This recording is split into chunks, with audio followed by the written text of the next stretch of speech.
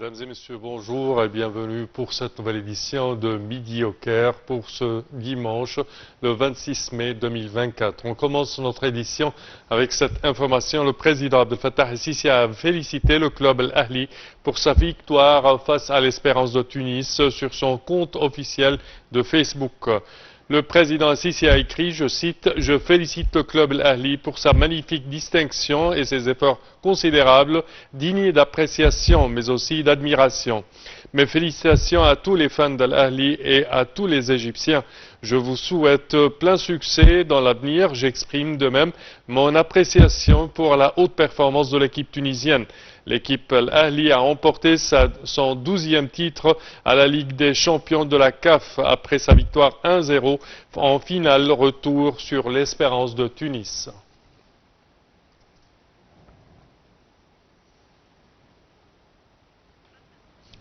Et le président Abdel Fattah el-Sisi a assisté à l'inauguration samedi au centre de conférence internationale Al-Manara via visioconférence de plusieurs projets de développement dans le sud de la vallée du Nil.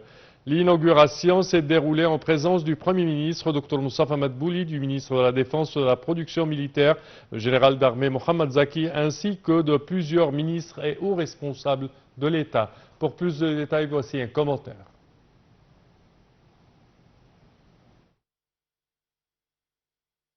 À l'inauguration samedi au centre des conférences internationales El Manara via visioconférence un certain nombre de projets de développement dans le sud de la vallée.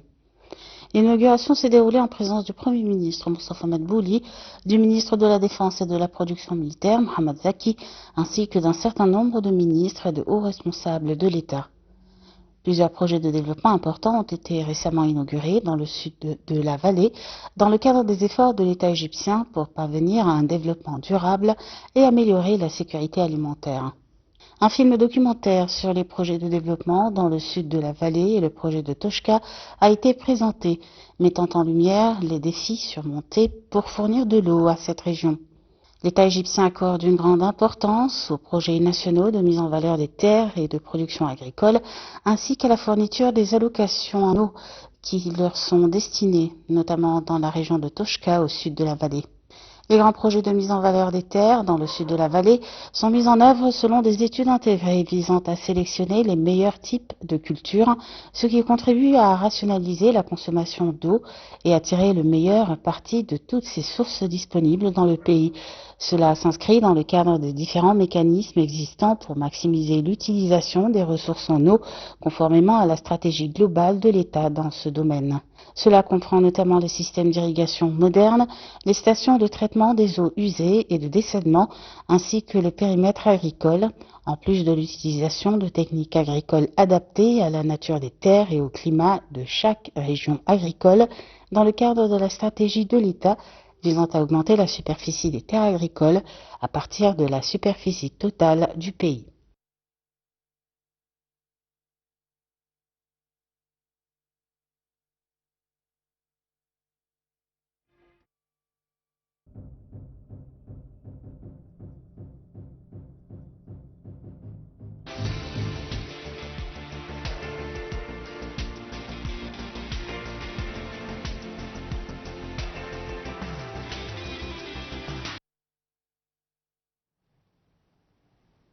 Et nous enchaînons avec cette information. Les relations entre l'Égypte et le Qatar connaissent des développements positifs. Les relations politiques et économiques entre l'Égypte et le Qatar connaissent des développements positifs au point de vue mutualisation des visites et reprise des cadres de coopération conjointe pour renforcer les relations bilatérales afin de servir les attentes des deux États quant à l'enracinement de la sécurité, la stabilité, le développement et la coordination politique concernant les questions régionales. C'est ce qu'a déclaré Mme Hala Saïd, ministre du Plan et du Développement économique. Madame la ministre s'exprimait lors d'un entretien avec le ministre qatari des Finances, Ali Ben Ahmad Al-Qawari, en marge des réunions annuelles conjointes des organisations financières arabes tenues au Caire dans le but de renforcer la coopération entre les deux pays.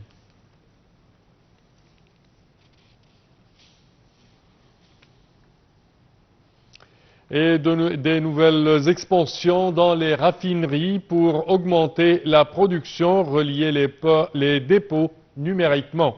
Alors, le ministre du Pétrole, Tariq El-Molla, a affirmé que la stratégie du secteur pétrolier donnait la priorité à l'application des programmes de transition numérique dans le cadre du projet de développement et de mise à niveau du secteur qui a débuté en 2016.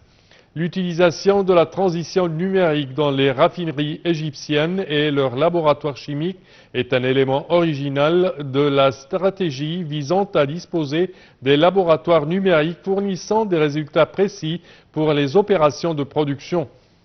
Ces déclarations ont été faites lors d'une visite du ministre samedi dans la région géographique du pétrole à Mostorod pour suivre la mise en œuvre des nouveaux projets d'expansion dans la région. Al-Molla a mis l'accent sur l'importance de la région pétrolière de Mostorod, qui est l'une des régions pétrolières les plus importantes de l'Égypte, pour son rôle efficace dans le système d'approvisionnement en carburant sur le marché local.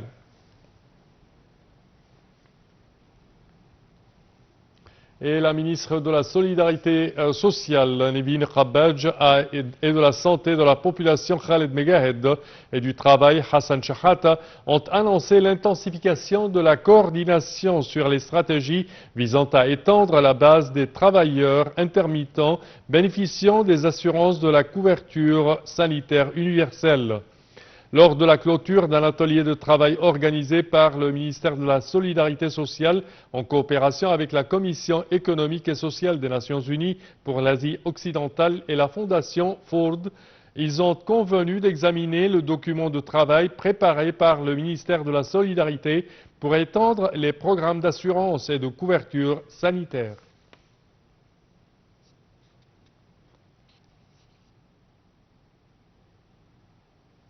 Et le projet de Bahr el-Bakr, meilleur projet de développement du monde arabe. Le projet du système de traitement des eaux usées de Bahr el-Bakr a remporté le prix Abdul Latif Al-Hamad, décerné par le Fonds arabe du développement économique et social, FADES, pour le meilleur projet de développement dans le monde arabe. C'est ce qu'a annoncé le FADES. Pour plus de détails, voici un commentaire. Le projet de système de traitement des eaux usées de Bahr el-Bakr a remporté le prix Abdel Latif El-Hamad, décerné par le Fonds arabe de développement économique et social pour le meilleur projet de développement dans le monde arabe. Ce projet est ainsi devenu le deuxième projet égyptien à remporter ce prix après que la centrale électrique du sud de Helwan l'ait remporté lors de l'édition de l'année dernière. Le prix est décerné au meilleur projet de développement économique et social dans les pays arabes, partiellement ou totalement financé par les institutions du groupe de coordination, dans le but de mettre en valeur les projets de développement réussis qui ont conduit à résoudre les problèmes existants ou à renforcer les capacités économiques et sociales du pays. À noter que le système de traitement des eaux usées de Bahr el-Bakr est l'une des plus grandes stations de ce type au monde, mise en œuvre dans l'est de Port Saïd et financée par le fonds koweïtien pour une valeur de 182 millions de dollars.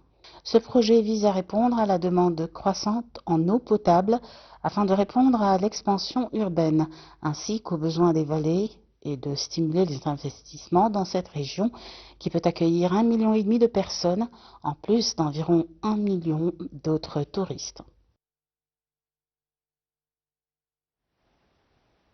Et ceci conclut, chers téléspectateurs, notre édition de Midi au Caire pour aujourd'hui. Je vous remercie de votre attention et je vous donne demain rendez-vous avec une nouvelle équipe. Au revoir.